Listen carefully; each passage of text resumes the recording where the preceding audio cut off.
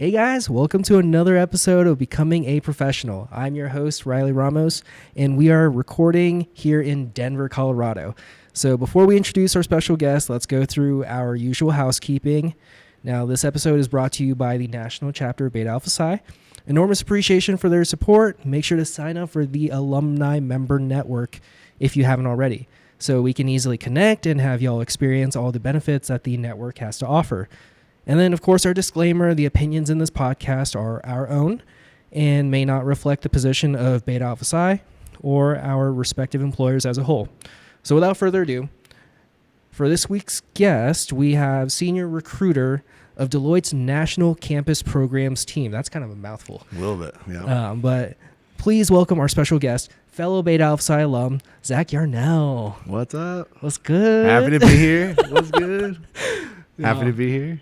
No, definitely overdue to have you on the podcast, because how long have we known each other? I don't know, at least 4 years, 3-4 years. Yeah, I was about to say. Been a professional partner coming up on 4 years, so. Okay. Yeah. So yeah, because I feel like I've always seen you at past conferences. I think I met you first time in Seattle. Yeah. This was a couple years ago, that mid-year meeting in Seattle. Okay. Which was a great one. Gotcha. Oh, yeah, no, that was a good one. Yeah. Okay. Yeah, memories are starting to come back. Yeah. But so let's dive into your origin story. Yeah. So first off, where'd you go to school? What made you decide on your major? Yeah. Yes, I grew up here in the Denver area, South Denver, about a town called Castle Rock, about 45 minutes south of Denver, and went up to Colorado State University for my undergrad. And I came in as a business student, but I was business undeclared. So I was in the business school, but I didn't know what I wanted to do. I was like, I think I might do management or marketing. Yeah. So I started kind of pursuing those paths, and I was actually a cheerleader. Fun fact. What? Male cheerleader. Yeah. Like in college? Or? In college, yeah. Oh, okay. Yeah. Base or? Yeah. They would do partner stunting. So I would really good at throwing and catching people, not so good at flipping. I'm not gonna lie. Back in high school, what was it? Powder puff. Did you guys have that? Yeah. Powder puff. Yeah. Okay, when you cheered for the flag football, the women's flag football. Yeah. Yeah, for homecoming and the stuff. girls got to be the football players, and we did the cheering. I was a flyer. Okay. Oh, amazing. Yeah, they tossed me in there. Yeah. So yeah, I got into it in high school. A little bit of origin story. So we had, in our high school team, we had 12 guys. Okay. And our high school team is actually really good. They won state the last 2 years. I just learned this last week when I was up on campus at CSU. But we had a really good high school team, and the coach would pull people in. High school or college? In high school. High school. Okay. The 12 guys in high school. And so they would pull people in from the commons, and they try and teach you how to toss someone and catch them, catch their feet. That's the first thing. And it was so fun. And it was just like so different than traditional sports, and that like instant gratification when you learn a new skill. It's just so fun. So anyway, I did that in college. And the funny thing is, like, cheerleading is not a NCAA sport. Okay. So in every school puts it somewhere else. Mm-hmm. So we were within the marketing department of CSU athletics, which is weird. And so I did a marketing internship anyway, bringing it back to like marketing and management. Yeah. I did a marketing internship with the sports marketing department. And I thought I was going to be doing like the halftime promotions. Yeah. With like, whatever car company was sponsoring the halftime show or whatever. Yeah. But I ended up just doing like all of the background environmental elements of like a basketball game. So like the music or like film or like camera operating, and it was cool, but like not at all what I thought sports marketing would be. Yeah. And I was just like a little torn. I was like, there's, I don't really know what marketing means. Like, I like the idea of marketing, but like, what do I do with that? And then management was cool, but I didn't really know how to apply it. So I'm like, okay, I'm going to be a management major, but like, how do I tell someone to do something that I don't even know how to do myself? This idea of like management consulting. I was like, I just don't know. It doesn't really stick. So for me, I was walking to class one day. I ran into the dean in the parking lot. Okay. And I was like, just small talk with him. And he's like, what is your concentration? And I'm like, I'm between management and marketing. He's like, you should do accounting or finance. Oh. And it was like maybe a 3 or 4 minute conversation. Yeah. And then we just left. And then I was like, I think I'm going to try that. And I actually had a family friend who was an accountant at another firm, started talking to him, and then started pursuing that and declared accounting my fall semester of my junior year. And then haven't looked back since. So a little late to declare, but I was happy with how I kind of stumbled into it. Accounting to me felt a little bit more concrete. Okay. And I could understand like, okay, I'm understanding the backbone of business, and I get to understand like all of the foundational elements that a lot of people glaze over, but like understanding those things is important. And so that's kind of what drew me to it. Okay. And then initially. what did the initial stages of your professional career look like after college? How did that kind of flow into having that accounting background? Yeah. So I went to my first Meet the Firms. I went to the business school career fairs probably freshman, sophomore year. Junior year, I went to my first Meet the Firms. Okay. And I met CSU at the time, Colorado State, where I went to school, had a lot of industry firms come to Meet the Firms. So you had your public accounting firms, and then they had private employers. So I met this one company. They were an oil and gas company. Their name has changed. They've been bought and sold, but I didn't even know who they were. And I walked up to them, and I was like, hey, my name's Zach. I'm studying accounting. I'm trying to figure out what I want to do next, but interested in learning more. And I ended up getting an internship offer to work with them, which is crazy. And Nice. At the time I was working at Sprouts, like, bagging groceries. And I think my offer for this oil and gas company at the time was like $24 an hour. And I just stopped going through recruiting and signed the offer. I literally that's didn't big money. think That's so. big At money the for time, an intern. 10 years ago? Yeah. Oh my man. God. Wait a minute. Yeah. I mean, I was thinking I was making like $9 an hour Yeah. at Sprouts. So it was crazy. So anyway, I did that internship in energy, in oil and gas, and I really liked it, honestly. I never considered it a career in energy accounting or like working at a oil and gas company, but really enjoyed it. And then I also, leading up to that internship, I started going through like the Big Four recruiting and large regional firm recruiting. Okay. And so I interned at that oil and gas company, and then I also ended up securing an internship for Deloitte in tax. So, stuck between audit and tax, ended up in tax. And then after that, I interned at Deloitte after that summer at the energy company, and then decided to go public accounting, and haven't turned back since. So started at Deloitte in tax, did that for a year after my internship. And then the recruiter who recruited me left the firm or put in his 2-week notice, and a tax partner approached me about potentially taking on his role. Oh, that's which cool. was crazy. So I actually had just passed my last CPA exam. Yeah. I just passed FAR. Oh, man. Which is a beast. Yeah, it is. And so I just passed my last CPA exam, got through my first year in tax, and I just felt this wave of excitement that I hadn't felt. And I was doing well in tax. Like I thought I was on a good path. Like I was happy, but I just was at that moment, I had kind of this gut feeling. And I was like, I'm going to try recruiting. And I figure if I don't do well or if I don't like it, I can always go back. Yeah. I'll keep my CPA, which I've still kept it. You kept to update it or like? Still an active, 80 active? hours of CPE every 2 years. Oh, man. So 40 hours a year. I still keep it up. Okay. Just in case. And so. Just in case. Just we're in looking at you, Deloitte. Just in case a rainy day comes. Yeah. And I've kept my CPA up, but I switched into recruiting. So I was a campus recruiter for 3.5 years. Okay. Going to college campuses, being on the other side of the Meet the Firms table. Yeah. And I love that job. I allow, like, every job I've had, I've tried to like tie it to my purpose, and the way I can identify that is like I need to feel like I can help someone, and I can trace that. And in tax, it was helping the tax departments we were working with solve some pretty complex problems, which I found, sure, it was a big company, but at the same time, the tax department was a person, and like there were people in that group that I got to work with and help them solve their problems, and that was really fulfilling. And then for me in recruiting, I was helping a lot of students find their fit, which I loved, because working at Deloitte, like, was very blessed, but we almost always filled our hiring goals. It wasn't too stressful to fill our numbers. It was more so my goal was to make sure we were finding the right people. And to do that, I spent a lot of time on the front end making sure that people understood the opportunity and that it was the right fit for them. And if it was the right fit for them and they accepted our offer, it was more likely that they were going to have a better long-term career. We were like very transparent about the work-life balance, how things are challenging during a busy season. I was like brutally honest with people. I'm like, yeah, sometimes there's some tough weeks and you can't really predict all of that. Yeah. But it can be a very rewarding career. And so that was my focus. It's like, again, I got to help so many people, like, okay, what is public accounting? Okay, what is audit? Okay, there's certain industries you like. Okay, what does consulting mean? And, how do you apply that as an accountant? And so I enjoyed helping people find their fit.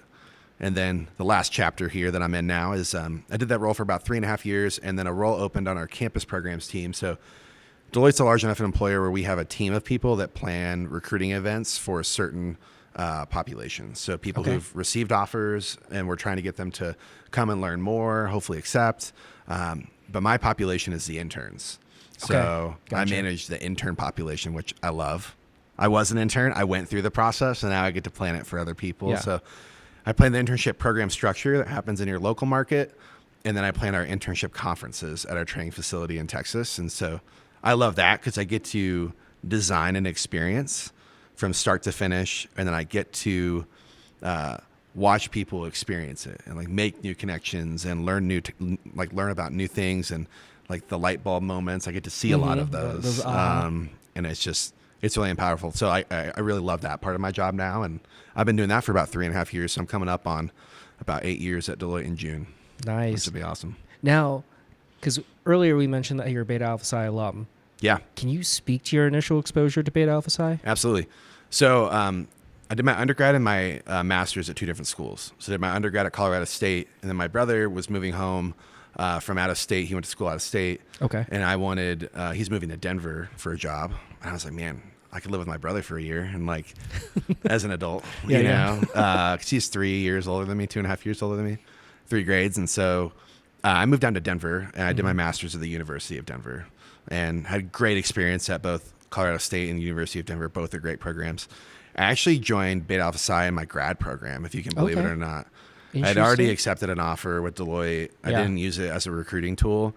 I didn't join in my undergrad because I was a cheerleader and we had practice and games, that and it actually like conflicted directly. Like our Tuesday practice was right when BAP met, and so I never joined as an undergrad.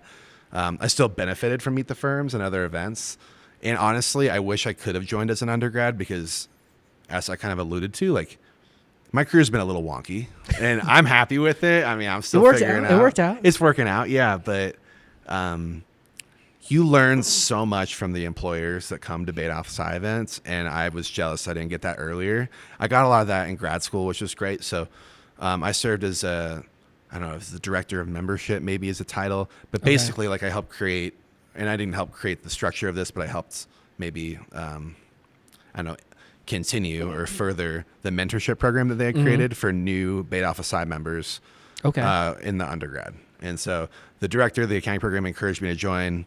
And for me, going to a grad school where I didn't have a community, so I didn't know anyone at the University of Denver. I mean, there's some people who interned at Deloitte who I recognized, but they were mostly on the audit team. Okay. So I honestly didn't really know anyone. Yeah, no, and because you're on the tech side. So yeah, I used it mostly as like a connection tool. It's like, I'm new to this campus, I'm new to this school. Right. And so and there was a lot of people in similar shoes, people from other schools. And so I used it as a connection tool and also to continue learning about career paths, which I loved. So I did that in my master's year for my it was a 3-quarter, University of Denver's a quarter system. So 3 quarters, 9 months. But I got a lot out of it. I mean, forming a new community and although Denver, I've lived close to Denver my whole life. I think, and Denver's not a big city, but when you're on your undergrad campus, you run into people, right? Like you don't really have to try hard to keep in touch with folks. Right. When I went to a different school for my master's, it was hard. I didn't know anyone. Were you on campus or were you commuting? I mean, I lived like, I don't know, 10 minutes from campus. I lived downtown. Okay. Oh, I see. And University of Denver is not downtown. It's slightly out of downtown.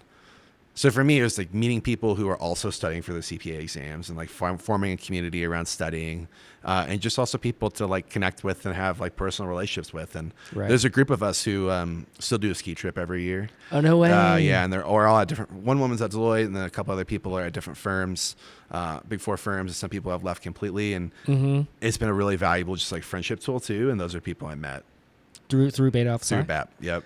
That's what's up. Yeah, so it's great. So like, I mean, for people who switch it up in their master's year, should that be your choice, like it can be a great connection tool. And yeah.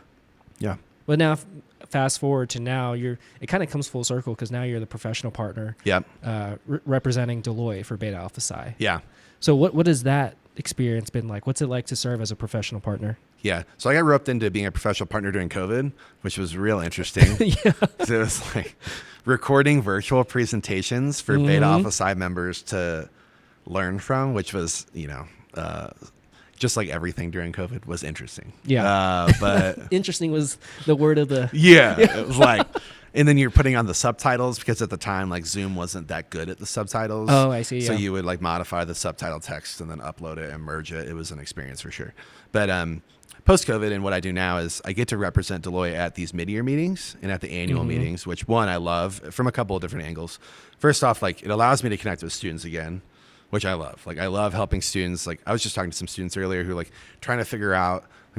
Actually, someone who's doing basically the same thing I was doing, but he's doing his undergrad and master's at a different program. He's interning at 2 different firms. And he's trying to navigate potentially like breaking into the big 4. And I was like, well, here's how I would go about forming some of those relationships and like no skin in the game. I'm not filling any jobs. I don't have any requisitions I'm managing. I'm just trying to help him. And last year in Atlanta, I met a student who's like graduating. He's like, I'm graduating in May. I'm like, well, what are you doing? And he's like, I actually don't know yet. And I'm like, hey man, I just learned about this opening. It's not mine, but I encourage you to apply. He applied 2 weeks later, tagged me in LinkedIn. He got a job at Deloitte, which is crazy. So, but for me, formally, I go to the meetings and I help run best practices, which I know we'll talk about. But ultimately, like personally, the reason I enjoy it so much and the reason I raise my hand for it is a volunteer opportunity. So, Okay. Deloitte, we talk about volunteer things like I'm still being paid to do my job, but there's some things that you may feel passionate about that you want to do in your extra time. So maybe you have lulls in your schedule, or for me, like what I've found is sometimes on my nights and weekends, I get to do some things that I'm really passionate about. Yeah. And sometimes you can work those into your schedule. Sometimes you can't, depending on the time of year. This like flows well with my work, and sometimes it's an extra. But I raise my hand for this. Yeah. Because I really like helping students. I really like feeling connected to folks and helping them kind of navigate their careers.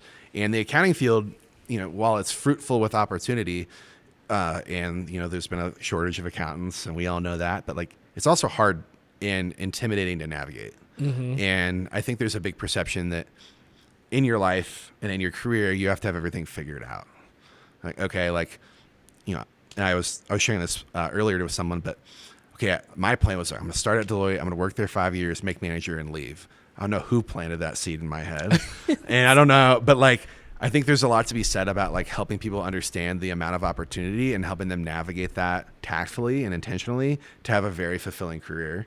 And so for me, I just really enjoy helping people do that. And Bait Alpha is a very easy and tangible way for me to do that and to connect with students who are, accepted internship offers or accepted full-time offers and are at the infancy of their career. And I get to talk about topics that help them navigate how to work through that, which to me is very impactful. So what would you say to any like potential employers who are, I guess, on the fence about becoming a professional partner? Like what would be your pitch to have them like, hey, come over here. It's super beneficial. Yeah. I mean, there's a number of things. Like if you're trying to fill specific roles, there are people here looking for jobs. I hosted a session yesterday. Professional partners get to host sessions. They're an hour at mid-year meetings, an hour 15 at the annual. And so my topic, you usually get to choose the topic as well. My topic was about networking, and I had the students identify specific networking goals for their life. So like, where are you at? What are you actually looking for? Like, don't give me a hypothetical goal. Like, what do you want for what's next in your life? And it could be like, hey, I need to find an internship, or I'm just starting out in audit. I want to learn about different industries, or I'm starting in tax. What are all these different service lines? Right. Whatever that might be. Or I need to pass a CPA exam, but I don't know where to start. Can I get some guidance from someone who's gone through it? Right. 2 people in a class of 40, 45 people were like, I'm looking for full-time opportunities. Graduating in May, looking for jobs. So like step 1 is that if you're trying to grow your brand and you're trying to fill specific roles, there's people here who are looking. So that's probably like step 1 basics. Step 2 is that it is like a big give back opportunity. And if that's important to you and you want to, like for me, promote the profession and help the profession grow, Bait Alpha is, I can't think of a more direct way, either through local chapter involvement or through national professional partner involvement, that you can achieve that goal. So for me, those are the 2 things. The other thing is it's a great brand tool as well. Yeah. For employers, if you're like, hey, I don't know, but like if you want your brand to get some recognition, the professional partner list of sponsors is in a lot of different places. Yeah. And at the meetings, either the mid-year or the annual meetings, you can have direct speaking opportunities on the stage or hosting specific sessions to give yourself some more brand awareness, which can be really important. Yeah. And then you can also be on the podcast too, which we are able to stream on our various platforms. So that's always a great opportunity for our potential professional partners. Yeah. But So Zach, you mentioned earlier about how Deloitte is like the sponsor of the best practices competition. Yeah. Can you speak to what that is? Yeah. So Best Practices is run by Beta Alpha Psi, but sponsored by Deloitte. And we've been the sponsor since 2001. So It's been a while. Well before my time at the firm. I joined in 2017. So happy to continue the torch here. But Beta Alpha Psi Best Practices is this really cool competition. And it is a competition, but I find it a little bit deeper than that. But it's this idea where chapters from across the country come together and share their local best practices, things they're doing in their cities and their chapters, and they get to share them with the other chapters in the room. And so for me, it's this competition that emulates and amplifies incredible voices and incredible ideas and things these schools are doing in their local communities, and it allows you to think about, okay, how can I take that idea and put it to work on my campus? And so that's the beauty of best practices. Every year the concepts change, and I brought them with me just so I wouldn't forget. But this year, the board of directors creates the 3 themes. Okay. Usually the incoming president. Yeah. Typically. And so this year the 3 themes are impacting inclusiveness in your chapter, impacting your profession, and impacting your community. So those are the 3 this year. Okay. And so Nice. we sponsor it, and then there's monetary awards at the mid-year meeting, and then the top 3 teams that go on from the mid-year meetings in the U.S. and the top 3 teams from the Oceania, mostly our Australia and New Zealand schools. Those 3 teams all join together at the international meeting and compete there. So at the mid-year, first place takes home $1,000 for their chapter. Second place takes home $500, and third place takes home $250. And at the annual, your first place team takes home $1,500 for their chapter. Second place takes home $1,000, and third place takes home $500. But I mean, honestly, it gets like pretty high stakes. Not necessarily for the money aspect of it, but for the bragging rights. I'm not gonna lie. 100%. Like, Oh yeah, people take it seriously. Like I helped judge Beta Alpha Psi best practices at the Denver mid-year meeting that ended today. Yeah. So well, this morning. Like, not to give anything away that's like hush hush or top Yeah. secret, but what do judges look for? Like, generally speaking, not necessarily like the judging rubric or Sure, of whatever is course. provided, but Yeah, what do judges look for? Yeah. So the idea of a best practice, I think at first is like you want to come up with a concept that works in your chapter, but that also can be emulated by other chapters. And in some ways, there are things that like, oh yeah, you're doing this, but it's a local organization that only exists in XYZ city. Well, maybe you think about, okay, all right, sure, we're supporting a local organization, for example, in the category I judged, impacting your community, that only exists in XYZ city. However, here's a framework on how you can adopt this for your city and for your market and your hometown, wherever your college is. So the first thing is like, is it a practice that other chapters can take with them? And that's the whole purpose of the competition is what am I doing and how can other chapters do it to better impact their members and their community? So that's the first thing. The second thing is I would say like creativity of ideas. Okay. Right? Like that Yeah. matters. It's not, and there's different weights to these things, but ultimately, like, is it a unique idea? And how is it maybe a little bit more advanced than something that's pretty simple in nature or something that most chapters probably already do? So this is a little bit creative out of the box. And then I'd say the third thing is the impact of that activity. So what was the impact and how can you measure it? So there's data and statistics you can use. Are you sending out surveys or capturing attendance numbers to help demonstrate your impact? Yeah. And those things can really help the judges and also the broader community understand the magnitude of your impact. So is it you and 4 or 5 other people? Sure, that practice is great. But maybe for some of our larger chapters, how many people were involved? What percentage of your chapter was it? How many people did you help? How many hours did you serve? Whatever that might be. And there's different metrics based off the different categories, but ultimately it's, the creativity of the idea, how can it be emulated by other chapters, and what was the impact of that? Okay. It's kind of like, I would say, the 3 buckets. Yeah, it was kind of interesting today because I feel like every year there's something that happens or you get a curveball every now and then, at least during the presentations. I heard earlier today the lights were starting to flicker. Yeah, our lights were flickering. I promise it wasn't me. I'm not gonna lie. I know. I was messing with the lights earlier. Were you? Over And here, it was messing up everyone. But I'm pretty sure it's. I've been told by various sure. employees It was that you. it's only for this room. That You were sabotaging everyone. Huh? The chapter that was presenting in my room did a really nice job handling that. They did? Okay. Yeah, they did. And like the projector was still on. Okay. So there was it didn't still cut light. power or No, it anything. was just the lights. Okay. Yeah. No, but people do people take it seriously. Yeah. And I think that's awesome, right? Like I think it's good, this idea of like it's cool to care. Mm-hmm. And it's cool if you're a competitive person to lean into that. And it's cool to be excited about the results, and it's cool to have emotions about those things. Like those are all good things.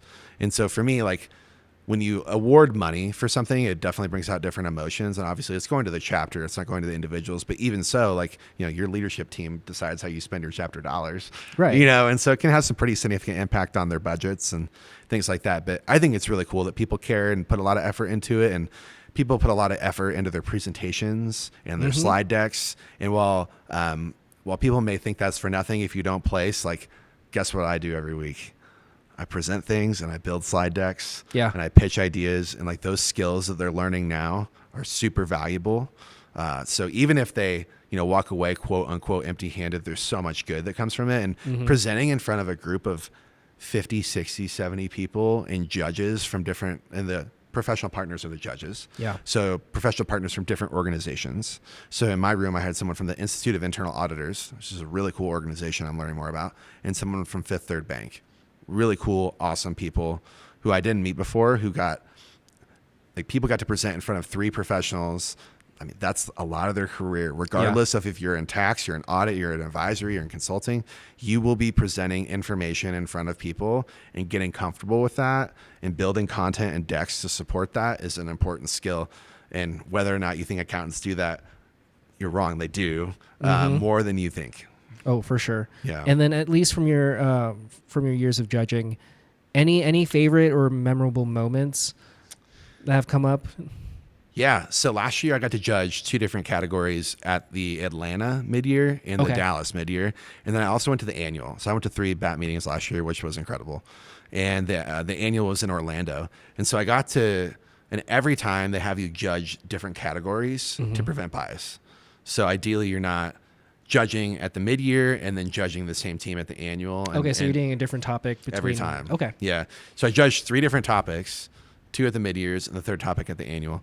And I got to see people, one, present at the mid-year, beef up their presentation, be so excited about winning, come to the annual meetings last year in Orlando and like just go hard and like tried really hard and then win. And it was just so exciting to see how excited they were and like that joy. Well, you guys also give them like tips on how to improve. Yeah, after what to improve. So today after the Denver mid-year meeting, we meet with the top 3 teams and we give them feedback.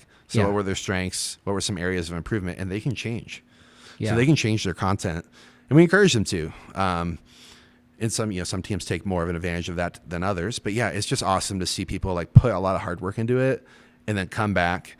And also for the officers that oftentimes come back, like some of them were like Deloitte interns or interns at other firms. They're like graduated, and they're like still passionate and excited to come back and present. And it's just awesome. So it's good vibes. And, like I said, people care and it's competition and it's fun, but the ideas are great. Like some ideas today, I was just like in my brain, I'm like, wow, we could really do a lot with some of these ideas and the impact in your community category. And that's just one category I judge. So I just think it's taking those forward, and even like some stuff I could put in like place at Deloitte on my team. I'm like, man, we can think about how we can make a larger impact on our community, and are we doing enough of that? And so it's awesome all around. I love it. I love the hard work they put into it. And I love the results and the reactions, and especially the reactions at the closing. Oh yeah, closing session. You definitely get some cheering.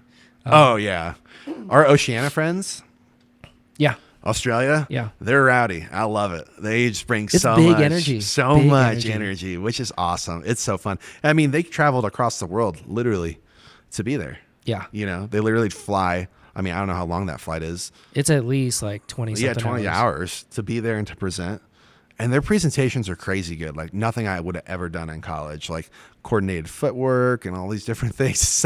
It's so next level. It's crazy, but it's cool. It's cool to see, like I said, I think it's cool to see people passionate about a subject. And, we all have different outlets for things like that. For some people it's sports or different student activities, but I love people like being passionate about their ideas and how they could be implemented by other chapters. It's pretty cool. Yeah. And then when it comes to your experience from recruiting Yeah. and then now having these interactions with the Beta Alpha Psi students, you see that they're very high energy.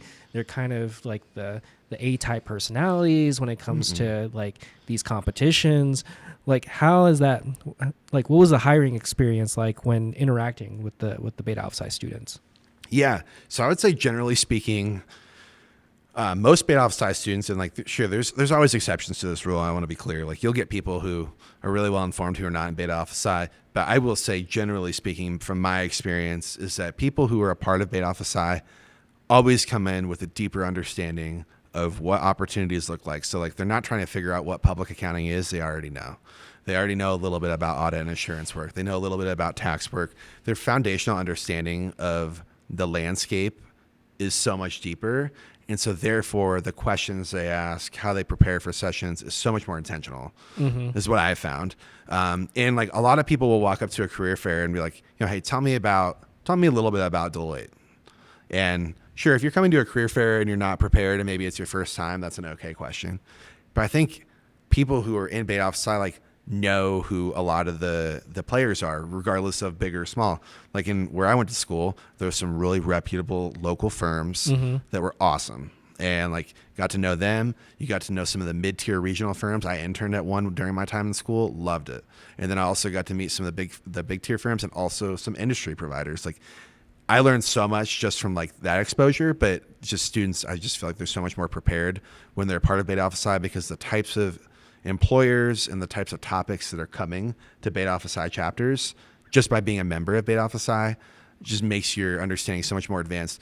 And by the way, that's not just good for your career prospects, like, which it is great for that. Like, but I think for you as a student, if you're a college student kind of figuring out where to go next, or maybe you're in Beta Alpha Psi, I think the biggest thing that is really important about this understanding is taking it back to this idea of like, I'm 31 now. I don't know what I want to do when I grow up. I'm still figuring it out. And the earlier you can very seldom in life after college do you have people just bringing valuable information to you, and all you have to do is show up. Right. You just have to be present, and you can just sit there and listen and take it in. Where like, after college, if I want to learn something about a new industry or a different company, like, I have to find someone I know, or find someone like a friend of a friend, or a connection of a connection. I have to convince them to grab coffee with me, or grab lunch with me. I have to pay for their coffee or lunch, or take them out to dinner or happy hour. There's so many more steps, but like, if you can start doing your career exploration now, when you have all these things at your fingertips, rather than just falling into your career, you can be very intentional about, okay, I'm going to follow those things that excite me. So I'm going to come to Beta Alpha Psi meetings. I'm going to listen to all these different types of companies and firms present. And then whatever excites me the most, I'm going to follow that. I'm going to follow those sparks. And that, as a college student, like, in my opinion, that is the value of college, of an education, is being able to like explore the different paths that you wouldn't have otherwise had access to. And people who come to Beta Alpha Psi, like even people from Deloitte that we bring these different perspectives that I never heard in college. And I wish I would have. Like, I wish I would have known that, and it maybe would have changed my path. And I'm thankful for every lesson I've learned, and I'm happy for everything and how it's worked out. But also, like, it's hard for me not to think back, like, oh, if I would have known, some of those bits of information, maybe I would have changed where I started, or not necessarily the organization, but maybe the service line or the type of work. And that information is just given at Beta Alpha Psi. It's just there. And that's the value of Beta Alpha Psi, is learning about those things in a stress-free, low impact, low key like everyone's trying to build each other up, kind of thing. Yeah. You're just trying to learn, and like, there's no dumb questions in Beta Alpha Psi meetings. No one expects you. It's not an interview. You're not wearing suits. Like, you get these people who come up and want to volunteer their time to help you, help you learn, which is so valuable. So I think that's the benefit of Beta Alpha Psi. I think for like people who are considering it, that's the big value. You just learn so much. Build that community too. Yeah. And with that being said, what's one piece of advice you would give your younger self when starting your career? Yeah. That's a good question. And is refer to the notes. Yeah, no, I was like, did I write something down for this? Did I not? Could be a curveball. No, it's not. It's a good question. It's a good question. So for me, I mentioned this earlier, but like, and maybe this is a generational thing, and maybe this is more important. Like, I'm a young millennial. I'm like the tail end of the millennial generation. I don't put a lot of stock in that, but just like kind of And then there's like the Gen Z right below me and all that stuff. And, different people weigh purpose differently. I got purpose instilled to me in college a lot, like being intentional to think about what you're doing and why it matters. And for me, it took time for me to seek out and search opportunities from that lens. Mm-hmm. So now my biggest advice for people is that if there's things you're passionate about, there's things that are really important to you, lead your career search and your job search with that. So for me, like I said, my purpose is to help other people. That can take a million different forms. That can look a lot of different ways. But it took me a little while to figure that out. And sure, maybe I've always known that, but to write it in a way that's easy for me to remember and so clear. It took a little while, but I encourage you to think about what's really important to you and seek that out. And the biggest thing also is just, which I feel like I've done, but is following your true sense of excitement and passion. So I like to think about, we talk about this at Deloitte a lot, but other companies probably talk about it different ways too, but this idea of strengths and weaknesses. So strengths aren't necessarily things that you're good at. They can be, but they're the things that you really like doing. The things that if you have a list of to-do items, it's the thing you prioritize first. It's the thing you look forward to doing the first, things that come easy to you that you also enjoy doing. For me, it's the things that bring me energy, bring me joy, bring me genuine passion. Pursue those things, right? Okay. And not every job, I've loved every job I've had at Deloitte, but guess what? Every job I've had at Deloitte has had parts of my job that I don't love. The idea that 100% of your job is going to be the best thing in the world is probably not true. It's probably a fallacy, right? I still have to enter my time and expenses. There's certain things, there's certain administrative things that I have to do, and certain trainings and compliance things that I have to do. And there's certain, projects and things that aren't my number one thing. And maybe there's the things that weaken me. And to talk a little bit about the flip side of the strength side is weaknesses side is things you procrastinate. So for me, things that I know I need to do, but man, I really have to climb up a hill to get myself to do it. Or sometimes at home, I have to go to a coffee shop or go to the library or go to the office to mix up my environment to convince myself to do it. Oh, gotcha, things that you gotta put have yourself in that environment, that mindset. Yeah, extra resistance. Mm-hmm. And there's nothing wrong with those tasks, but you ideally want to find yourself aligning more with your strengths and things that give you joy and passion rather than things that weaken you. And so for me, I was good enough at tax returns. I was pretty solid. I'm detail oriented enough. I passed my CPA first time through. I'm intelligent enough to work my way through it, but the engine wasn't always firing for me in some of that work. And so I ended up pursuing something that brought me a lot of joy. And I'd encourage everyone to look at your career the same way. When you're talking to someone at a career fair or having a networking conversation with someone, what sparks are flying? Ooh, okay. And then if they're there, awesome. And on the contrary, what sparks aren't flying is also very valuable. Okay, am I doing something that I really... Yeah, don't ignore that. I don't care. This person's talking to me about work that I just I feel very blah about. That's a sign. Maybe I shouldn't pursue that more. And if you're not, and not that everything is always so exciting and so dull. It's not always highs and lows like that. And obviously there are moments where that is, but I think it's just pursuing things okay, what about audit am I excited about? Or what about this AI tool that I'm really excited about? And what do I really enjoy doing in my free time? And are there ways that I can incorporate that into my career? What does that look like? And just following your passions. Yeah. And there's so much opportunity to do that in the accounting space. And not everything is Excel work. There's so much cool stuff you can do in accounting that does align. Right. And I'm not telling everyone to quit their job and go travel. That's not what I'm saying. But there are really cool, what industries with an audit that are you fascinated by? Mm-hmm. One of the first fascinating industries I found was gaming. So our casino clients, you go and your inventory count is sitting in the cash room. That's interesting. Just what things spark your mind a little bit. It just what are there certain industries that you're super juiced about? Following those things. Okay. I think is the biggest thing is just following your excitement when you get trails of it. And then maybe if you're not feeling excited, or you're doing the work that is just not over time is not giving you much joy and fulfillment, then maybe you need to look at a pivot. But you can start those conversations now, risk free. You don't have to sign the offer letter to get that far to start thinking about that. Yeah. Or you don't have to start your internship to start thinking about that. Right. It's the conversations you have early.